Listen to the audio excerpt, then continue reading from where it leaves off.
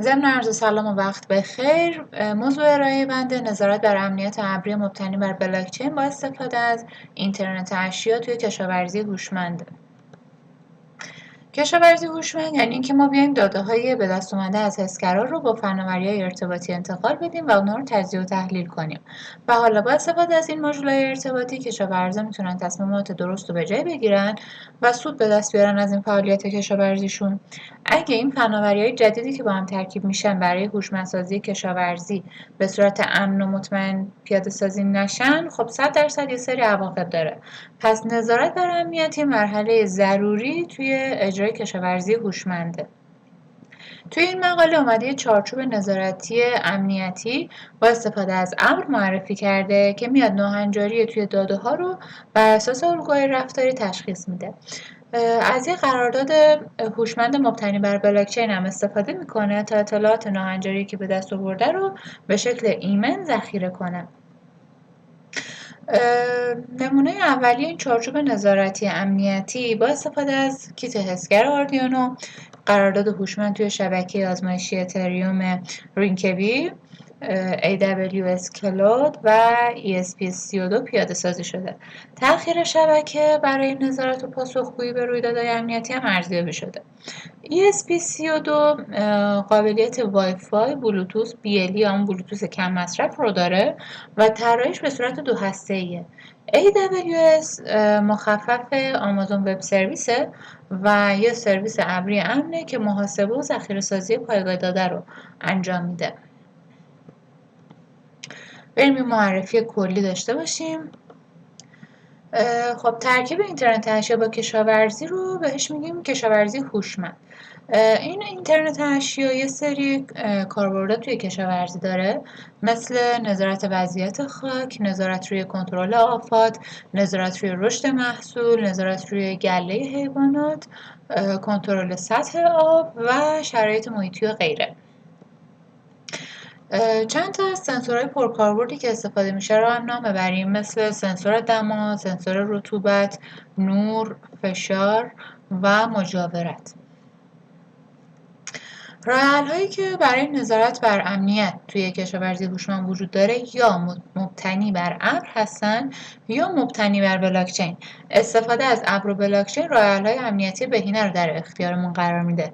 برای از بین بردن محدودیت‌های راه‌حل‌های مبتنی بر ابر و بهبود امنیت توی استفاده از برنامه‌های بلاکچین از یه راه‌حل ابری بلاکچینی برای پردازش دائمی داده‌ها روی ابر و ذخیره ناهنجاری‌ها توی تراکنش‌های بلاکچین استفاده شده. یعنی اومده ابر و بلاکچین رو ترکیب کرده، کاری که بقیه مقاله‌ها تا الان انجام ندادن.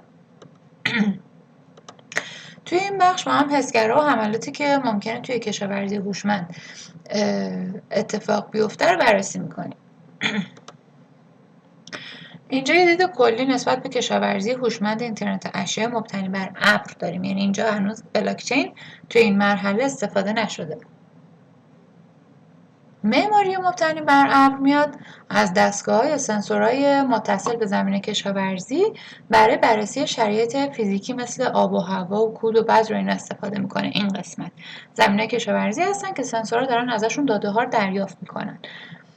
دستگاه اینترنت اشیا میان به گیتوی‌های مشترک متصل میشن تا اطلاعات رو به ابر بدن و اونجا اطلاعات پردازش بشه. گیتوی میتونه عمومی یا اختصاصی باشه. خدمات اصلی تو ابر با AWS انجام میشه و در نهایت با رابط کاربری به کشاورزا نمایش داده میشه. کاربرد سنسورهای IoT توی کشاورزی هوشمند اولیش سنسور دما هست. دمای آب، هوا و دمای خود گیاه رو بررسی میکنه. بعدی سنسور رطوبت هست که میاد توی اندازه‌گیری رطوبت خاک و میزان آبی که باید مصرف بشه کمک میکنه. سومی سنسور نور گلخونه‌ها رو کنترل میکنه، یعنی اگه هوا ابری بشه نور مورد نیاز برای رشد گیاه رو کنترل میکنه. سنسور شتاب سنج به حفظ تجهیزات کشاورزی کمک میکنه و تشخیص میده نیاز هست تجهیزات جایگزین بشن یا نه. سنسور pH مواد شیمیایی موجود توی خاک و کمبود مواد مغذی خاک رو تشخیص میده. GPS برای گله حیوانات که حالا تشخیص بده حیوانات سر جای خودشون هستن، گم شدن، دزدیده شدن، نشدن، حالا تعدادشون و موقعیتشون رو بررسی میکنه. سنسور فشار روی لوله و مخازن نظارت میکنه و حسگر مادون قرمز میاد با هواپیمایی بدون سرنشین ادغام میشه و قدرت گیاه رو اندازه‌گیری میکنه. حملات آیتی توی کشاورزی هوشمند 3 تا حمله اینجا هست. اولی داس. یا دشمن ممکنه ریکوست‌های زیادی بفرسته تا پهنای باند شبکه رو اشغال کنه و سرویس‌ها و حسگرها و روترهای شبکه رو از کار بندازه. حملات امنیت فیزیکی که دوم میشه میتونه سرقت، آتش‌سوزی یا تخریب انبار دوربینا و سنسورها و اینا باشه دیگه. حالا به صورت فیزیکی یه شخص ممکنه وارد مزرعه بشه و سرقت یا تخریب اموال انجام بده. دستکاری داده‌های حسگر، مهاجم ممکنه به کانال ارتباطی نفوذ کنه، داده‌هایی که سنسورها دریافت کردن رو تخریب کنه یا داده مخرب جایگزین کنه، اطلاعات غلط بده. رویکرد پیشنهادیمون چی هست؟ رویکرد پیشنهادی میاد توی چند لایه با ترکیب فناوری و امنیت کشاورزی هوشمند رو بهتر میکنه. فناوری IoT توی محل کشاورزی به اینترنت متصل میشه. فناوری کلود توی لایه پردازش داده برای پشتیبانی از مقیاس پذیری استفاده میشه و بلاکچین اتریوم توی لایه دیگه برای اجرای قرارداد هوشمند و شناسایی ناهنجاری‌ها توی داده‌های کشاورزی استفاده میشه. اینجا معماری لایه‌ای رویکرد پیشنهادی رو داریم. لایه پایینی لایه مزرعه هوشمندمونه که توش سنسورهای مختلفی برای اهداف مختلف نصب شدن. داده‌هایی که اسکرا گرفتن با استفاده از گیتوی اج یا روترها به لایه ابر که این لایه این قسمت هست منتقل میشه و لایه ابر هم یه سری اجزا داره که داده‌های حسگرا رو به صورت دائمی دریافت میکنه و این داده‌ها رو برای به دست آوردن اطلاعات مورد نیاز پردازش میکنه. MQTT که توی این قسمت میبینید یه پروتکل معمولی برای انتقال داده‌ها تو قالب بسته از مبدأ به مقصده. توی AWS کلاود یه تابع لامدا تعریف شده که میاد داده ها رو از مؤلفه اصلی AWS جدا میکنه و داده های مورد نیاز رو از حسگرها استخراج میکنه. زمانی که منطق لامدا یه ناهنجاری تشخیص بده توی داده ها، درخواست پست اینفرا API رو برای آپدیت بلاکچین اتریوم میفرسته توی لایه بلاکچین. بلاکچین اتریوم یه پلتفرم اوپن سورس بر پایه بلاکچینه که میشه قراردادهای هوشمند رو روش اجرا کرد. تراکنش‌های آپدیت شده توی بلاکچین میتونه ناهنجاری‌ها، داده‌های حسگرها، وضعیت دستگاه‌ها یا چیزای دیگه باشه. حالا توی این تصویر رابط کاربری گرافیکی نشون داده نشده، ولی زمانی که کاربر میخواد هشدارهای کشاورزی هوشمند رو ببینه، تراکنش‌های گره اتریوم بلاکچین با استفاده از API خونده میشه و جزئیات توی رابط گرافیکی نمایش داده میشه. کامپوننت‌های اصلی استفاده شده توی رویکرد پیشنهادیمون اولیش AWS IoT Core هست. برای پشتیبانی از پروتکل‌های پیام اینترنت اشیا مثل MQTT به یه زیرساخت پردازش پیام نیاز هست. اینجا سرویس اصلی AWS IoT برای پردازش داده‌های اینترنت اشیا انتخاب شده. AWS IoT Core تأخیرش کمه و توان عملیاتیش بالاست. با این ویژگی‌ها برای داده‌های بله‌درنگ عالی عمل می‌کنه. AWS لامدا داده‌های اینترنت اشیا باید پردازش بشن و به عنوان ورودی به بلاکچین اتریوم داده بشن. بنابراین AWS لامدا کد رو توی بک‌اند اجرا میکنه و اطلاعات کشاورزی هوشمند رو توی بلاکچین ذخیره میکنه. این AWS لامدا یه سرویس محاسباتی بدون سروره که کد رو به صورت مجازی اجرا میکنه. اینفرا API یه سرویس API اتریوم برای اجرای قرارداد هوشمند و انجام تراکنشه. بعد از پردازش داده ها از فراخوان‌های اینفرا API برای تعامل با گره‌های اتریوم بلاکچین استفاده می‌کنیم. اتریوم هم که برای تایید اضافه کردن تراکنش‌ها به بلاکچین اتریوم کار می‌کنه. مزایای روش پیشنهادی: با بلاکچین داده‌ها به صورت امن ذخیره میشن، فقط مالکان مجاز مزرعه میتونن سوابق کشاورزی رو ببینن. با بلاکچین میشه سوابق رو بدون هزینه نگهداری کرد. و به صورت ایمن میشه ذخیرهشون کرد. استفاده از ابر باعث مقیاس پذیری راه حل پیشنهادی میشه و میتونه توی شرایط امنیتی مختلف راه حل‌های مختلفی رو ارائه بده. تراکنش‌های بلاکچین تغییر ناپذیرن و همین باعث میشه که توی رسیدگی‌های حقوقی و بیمه و اینا کمک کننده باشه.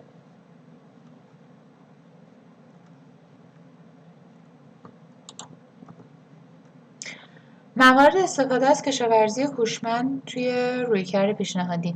اولیش وضعیت سلامت سنسوره. سنسورها دائما باید شرایط فیزیکی زمین کشاورزی رو کنترل کنن. پس مرتب باید سلامتیشون بررسی بشه. اگه حمله فعال یا غیر فعالی به سنسورها بشه، باید کشاورزا از طریق تلفن همراهشون مطلع بشن و سریعا رسیدگی کنن. بعد ناهنجاری‌های داده‌های حسگره. توالی داده‌ها با سنسور رو بررسی میشه. این وسط اگه ناهنجاری بین داده‌ها شناسایی بشه، رویکرد پیشنهادی سریعا آلارم میده. مثلا دمای محیط مرتب کنترل میشه و به محض اینکه سنسور دما تغییر قابل توجهی توی دما حس کنه اطلاع میده. بعدی بلاکچین کشاورزی اجتماعی. اگه چند تا مزرعه سیستمشون مبتنی بر بلاکچین باشه، میتونن آخرین شرایط مزرعهشون رو با بقیه مزارع با استفاده از بلاکچین به اشتراک بذارن. مثلا اگه توی مزرعه سارقی شناسایی بشه، سریعا به بقیه مزارع اطلاع میده تا اون سارق سریعتر دستگیر بشه. پیاده سازی و اجرا. راه اندازی آزمایشی. از این موارد برای انجام آزمایش استفاده شده: آردوینو سنسور کیت، ESP32 وایفای ماژول، AWS IoT Core، AWS Lambda Function، اینفرا اتریوم API و جاوا اسکریپت.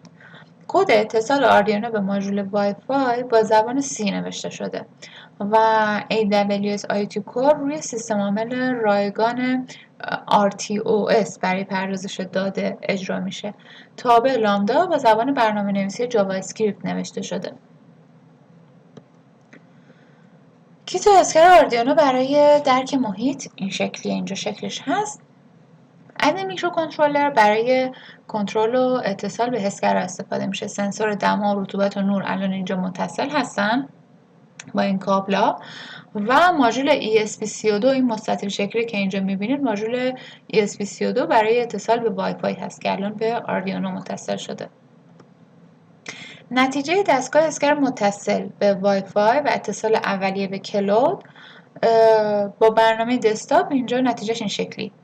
آردوینو با سیم به لپتاپ وصل میشه تا کدی که با زبان سی نوشته شده روش پیاده سازی بشه.